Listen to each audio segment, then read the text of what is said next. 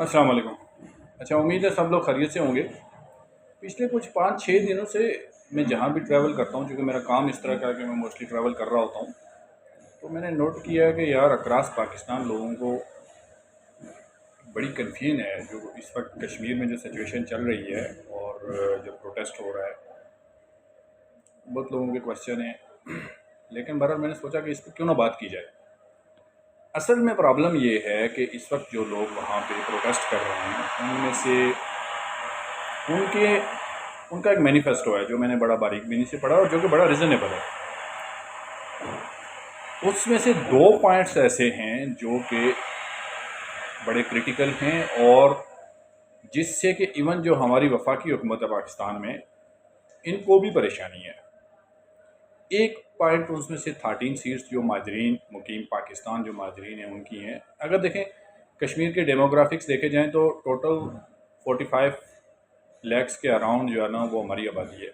उसमें 53 total seats हैं जिसमें से 40 सीट्स 45 लाख आबादी के लिए और 13 सीट्स हैं जो मुकीम माजरीन हैं पाकिस्तान में।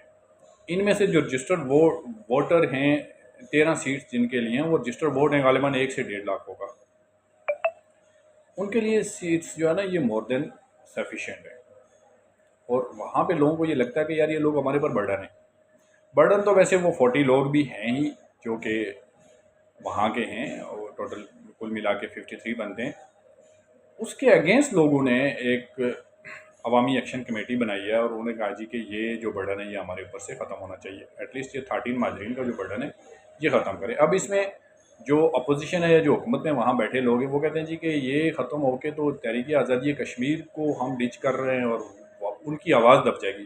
और भाई उनकी अगर आवाज़ दब जाएगी तो आप वफाकी हुकूमत में जो असम्बली है जो नेशनल असम्बली में उसमें 20 सीटें दे दें उनको, क्यों आवाज़ दबेगी। और ऐसे ही फिर आप पंजाब असम्बली में दे दें। वहाँ पे लोगों को लगता है कि यार ये लोग बर्डन हैं और इनकी जो मरात है वो हमारे पर बहुत बड़ा बर्डन है। उस सिलसिले में लोगों ने अच्छा मरात के हवाले से जो ये हमारी हुकूमत पाकिस्तान है, वफाकी हुकूमत है या पंजाब असम्बली पंजाब हुकूमत है, चारों सूबों की जो भी हुकूमत है, उन सबको ये परेशानी है क्योंकि वो लोग चाह रहे हैं कि इनकी मरात को बिल्कुल ख़त्म किया जाए। ये मरात बर्डन हैं और ये इनफैक्ट हैं बर्डन। हमारा जैसा पॉलिटिकल सिस्टम है जिसमें ना तो कोई अखलाकियात हैं, ना कोई एथिक्स हैं, ना कोई नॉर्म्स हैं, उसके बाद फिर ये बर्डन ही बन जाता है ना। ये लोग अच्छा ये लोग सारे या तो इस्लामाबाद में रह रहे हैं या कहीं फ़ारन में रह रहे हैं, उसके अगेंस्ट लोग निकले हुए हैं और बड़े जानदार तरीके से निकले हुए हैं। यानी कि इस वक्त जो ग्राउंड, चूँकि मैं वहाँ कश्मीर का रहने वाला हूँ, ग्राउंड सिचुएशन का मुझे ज़्यादा बेहतर आइडिया होता है। 8 से 10 लाख लोग तकरीबन कमोबेश रोड्स पे हैं। हाँ, ज़फ़राबाद कितने पहुँचते हैं दैट्स एन सेपरेट केस और वो एक जब पहुँचते हैं तो फिर ही पता चलेगा।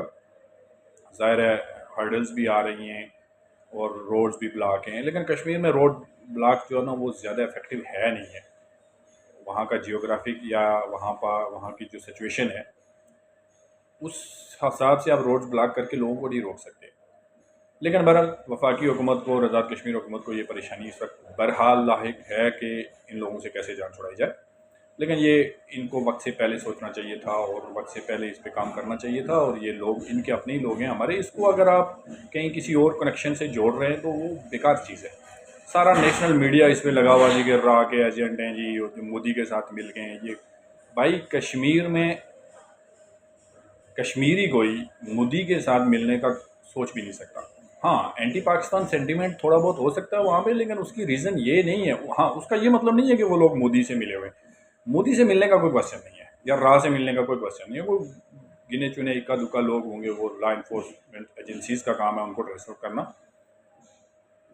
वो जो एंटी पाकिस्तान सेंटीमेंट थोड़ा बहुत है उसकी रीज़न मोदी या राह नहीं है। उसकी रीज़न वहाँ पे जो अनएम्प्लॉयमेंट है या फिर वहाँ का जो रोड इंफ्रास्ट्रक्चर है वो हो सकता है। और या ये जो हॉस्पिटल्स वगैरह की या जो जो बेसिक नीड्स होती हैं लोगों की उसमें कमी एक वजह हो सकती है और वो बहुत कम रेशो है जो कि एंटी पाकिस्तान सेंटीमेंट लोगों का है। बाकी इसको आप नेशनल मीडिया पे बैठ के आप जोड़ दो, मोदी के साथ जोड़ो, रा के साथ, मोसाद, CIA सब के साथ जोड़ो, लेकिन ऐसा कुछ है नहीं है। ग्राउंड पे वो लोग जो जो वो चाहते हैं वो ये चाहते हैं कि यार ये माजरीन की जो सीट्स हैं ये हमारे ऊपर बर्डन तो हैं ही हैं, ये टोटल 53 हमारे ऊपर बर्डन है। और इस बर्डन का अगर आप बर्डन ये नहीं कम कर सकते तो आप इनकी मरात कम करें। और ऐसी ऐसी मरात हैं कि जनाब वो आधे से ज़्यादा बजट कश्मीर का जो है ना वो उधर निकल जाता है मरात में। ना तो वहाँ पे कोई रोड इंफ्रास्ट्रक्चर बेहतर हो रहा है, ना वहाँ पे कोई बेसिक नीड्स जैसे हॉस्पिटल्स हो गए, स्कूलिंग, एजुकेशन। हालांकि लिटरेसी रेट कश्मीर में इस वक्त पूरे पाकिस्तान से ज़्यादा है, लेकिन क्वालिटी ऑफ एजुकेशन नहीं है। क्वालिटी ऑफ एजुकेशन के लिए ज़्यादा रिसोर्सेज चाहिए, और फिर अब जो थोड़े बहुत रिसोर्सेज हैं उसको आप पॉलिटिकल सिस्टम में लगा देंगे और फिर आप बोलेंगे जी कि लोग चुप करके खामोश करके सुनते हैं। ऐसा नहीं होता। अब ये सोशल मीडिया का दौर है, लोगों को पता है, अपने राइट्स का भी पता है, इसलिए ये गोली बंदूक गन ये वो रा इंडिया ये सब ऐसी चीज़ें हैं कि जिससे आप कश्मीर की आवाज़ को या कश्मीरियों की राइट्स को नहीं दबा सकते। देखें, इंडिया पिछले 60-70 साल में क्या कर रहा है, गोली चला रहा है ना, तो दबा सका वो आज तक कश्मीरियों को? भाई ऐसा नहीं होता। इसलिए ये लोगों को चाहिए कि इस पे एक्शन कमेटी के साथ मिलकर बैठें, कोई रास्ता निकालें। लोग भी तंग हो रहे हैं, मामलात भी ख़राब हो रहे हैं, और ये गोली और बंदूक और नाके और ये रोड बंदिश और ये वो वगैरह ये इस चीज़ से आप मामलात को ख़राब ही करेंगे। बहुत बहुत शुक्रिया।